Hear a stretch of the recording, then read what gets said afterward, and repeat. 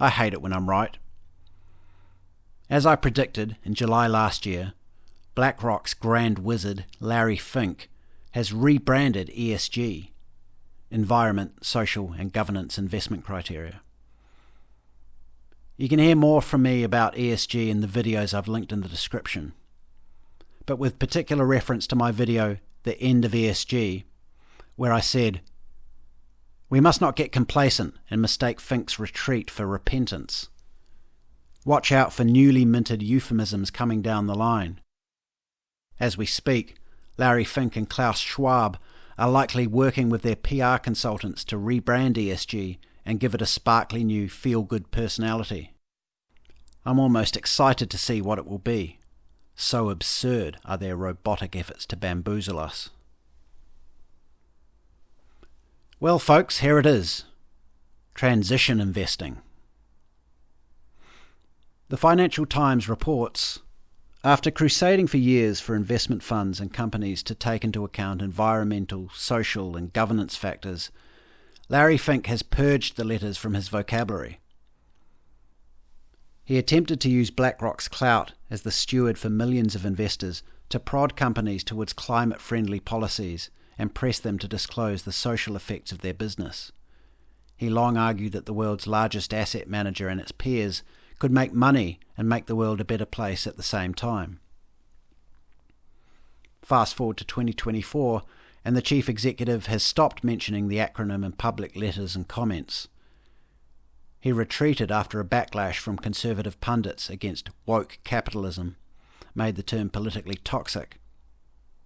Furthermore, he faced criticism, even in the finance industry, from people who said he was moralizing, playing God, and stepping beyond BlackRock's fiduciary duty to maximize financial returns for clients. BlackRock is still wagering that fighting climate change will be a generational investment opportunity, but the company is no longer pushing for changes in corporate behavior, talking about hard-to-quantify social issues, or actively promoting ESG investing criteria.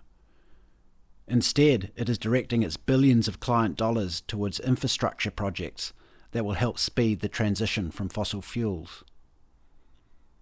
Transition investing is specific and concrete. Clients know what we're talking about, said Mark Wiedman, who is head of the global client business at BlackRock and a potential successor to Fink. ESG, as a category, is a vague grab bag for many clients.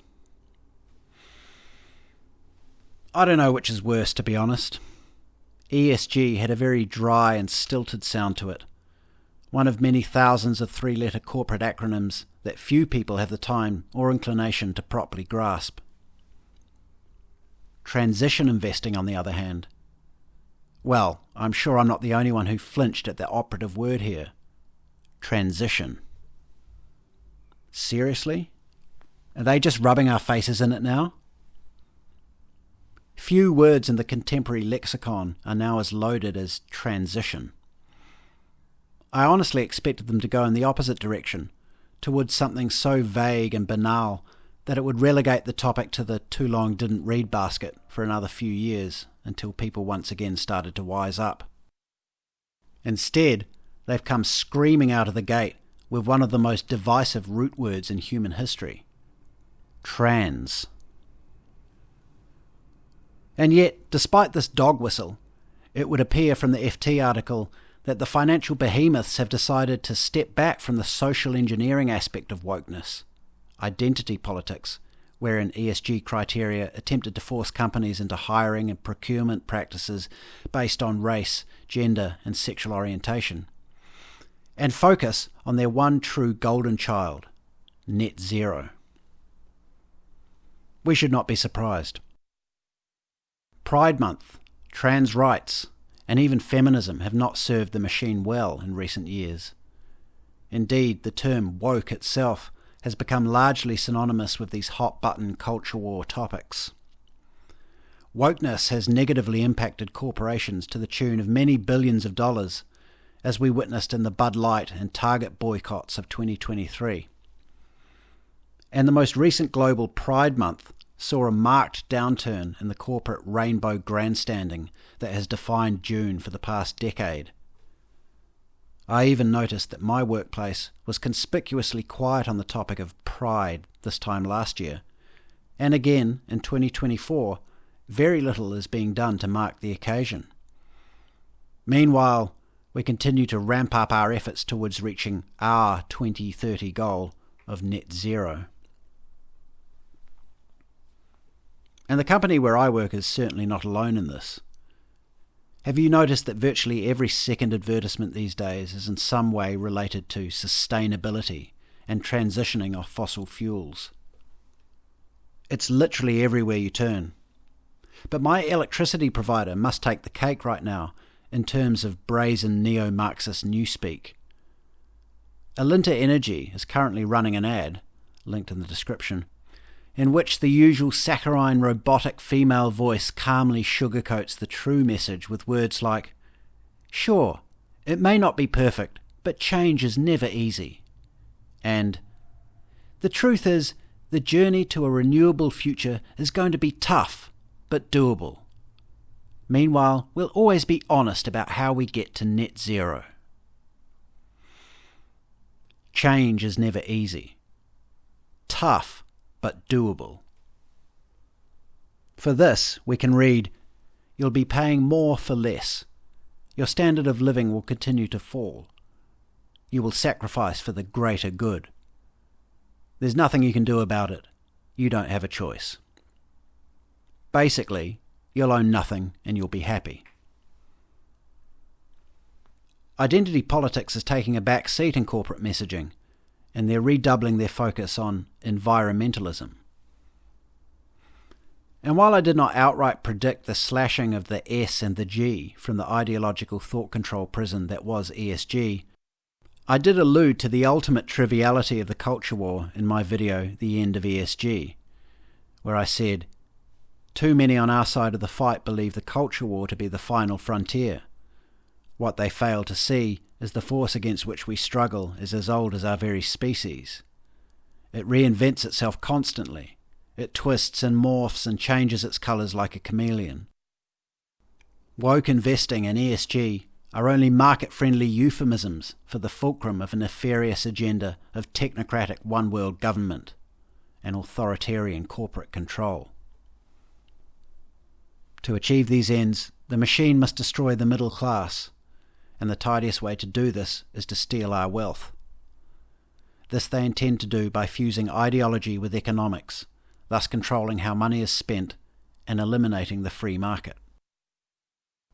Here then I was again correct, and as I discussed in my video The WEF's Theresienstadt Moment, linked in the description, it appears that the machine, its substantive humdrum corporate facade at any rate, is shedding the nice-to-haves, divisive yet frivolous issues like transgenderism and pride, and going all in on the single variable that, 1, still has a broad base of public buy-in, and 2, and more importantly, is the one most viable avenue to total global control: the climate crisis. And here's the rub. To achieve a technocratic one-world government, to implement a global programmable CBDC currency, to restrict our travel and crowd us into 15-minute cities, to wipe out the upwardly mobile productive classes and turn us into billions of expendable nodes in the matrix, they do not need the culture war.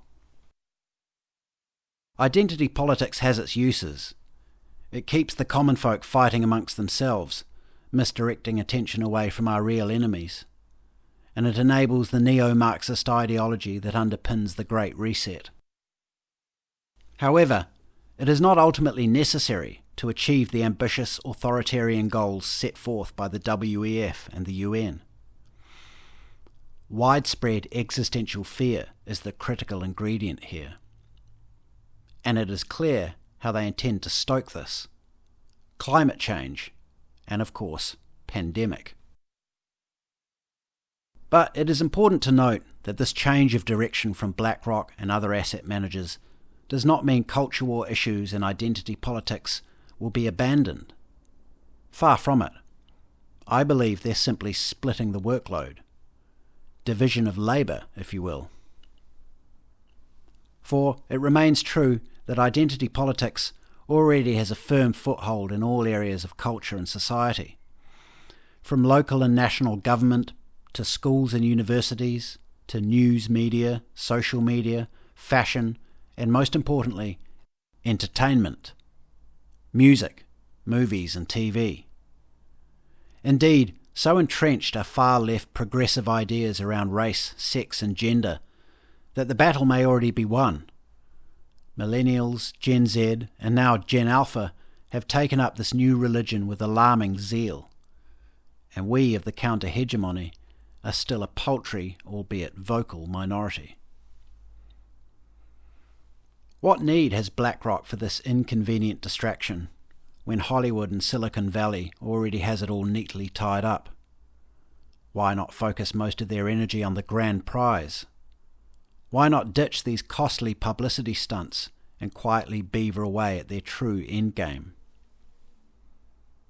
They want to take all our wealth and prevent us from ever acquiring it again. They want to subjugate and immiserate us. They want total control. They can do this through net zero alone.